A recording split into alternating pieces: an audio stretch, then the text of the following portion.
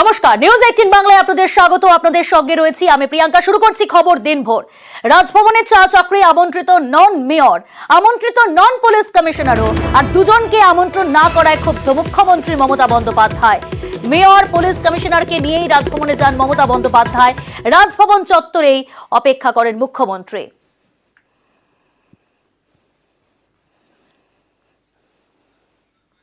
আমি বলেছিলাম যাবো না, আমি একা যেতে পারবো না, কারণ যেখানে রাজভবনের কর্মচারীর একটা মহিলা প্রোটেকশন নেই, সেখানে সাথে কেউ গেলে বা যখন খুব প্রয়োজন হবে মন্ত্রিসভার শপথ তখন যেতেই হবে, কোনো উপায় নেই। বাট এমনি আমি আর যাব না। কিন্তু আজকে 15ই আগস্ট স্বাধীনতা দিবস, আজকের দিনে অনেকে অনেক রাজনীতি করেছেন, অনেক কথা বলেছেন। রাজভবনে আজকে মেয়ে ওই যে ওয়ার্কার এমপ্লয়, তার কেসটা তো আপনারা সবাই জানেন, আমার নতুন করে বলার কিছু নেই। আগে ধরে যে দিকে তাকাতে হবে, তারপরে তো অন্যদের সমালোচনা করবে। রাজভবন থেকে বেরোনোর সময়ও জানিয়ে গেলেন, জলস্পর্শ করেননি তিনি। দিদি আপনারা খাওয়া দাওয়া করলেন? Not a single drop of water also.